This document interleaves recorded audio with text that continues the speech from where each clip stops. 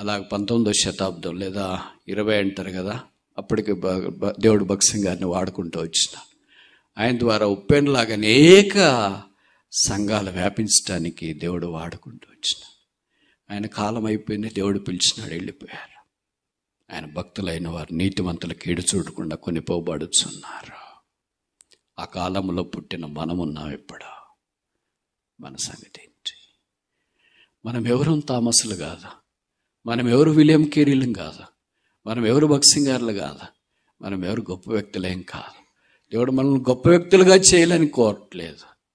మనల్ని ఎలాగుండాలో అలాగే must have a faithful believers, నమ్మకమైన పరిచారకుడు. బండ సందుల్లో నిలబడే వాళ్ళు ఎవరైనా ఉన్నారు? ఒక్క వ్యక్తి ప్రపంచాలను ఎలాగ మార్చగలడో చూస్తున్నాం కదా. మామూలుగా ఒక్క వ్యక్తి ద్వారా పాపం వచ్చింది, ఒక్క వ్యక్తి ద్వారా పరిశుద్ధత, ఆదాం ద్వారా పాపం, యేసు ప్రభు ద్వారా రక్షణ వచ్చిందని చూసాం. అలాగే మన కళ్ళెదురు చూస్తున్నాం కదా, ఒక్క వ్యక్తి తోమా ద్వారా భారతదేశానికి ఆధ్యాత్మికమైన వెలుగు వచ్చింది. విలియం కేరీ ద్వారా దేవుని యొక్క వాక్యం మన చేతుల్లోనికి వచ్చింది. ఆ తర్వాత పురుషోత్తం చదువు ఇలాంటి వారి ద్వారా ఎన్నో క్రైస్తవ పాటలు, వాంగ్మయము తెలుగు రాష్ట్రాలకు సుపరిచితం అయిపోయినాయి. అలాగే భగత్ సింగ్ గారి తరము ఆయన వచ్చేటప్పటికి ఆయన దేవుడు వాడుకొని అనేక మందిని ఆధ్యాత్మికంగా సిద్ధపరుస్తూ వచ్చినాడు.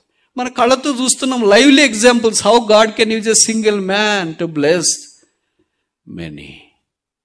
ఒక్క మనిషిని వాడుకొని దేవుడు అనేకుల్ని ఎలాగ ఆశీర్వదిస్తాడు చూస్తూ వచ్చిన మన సంగతి.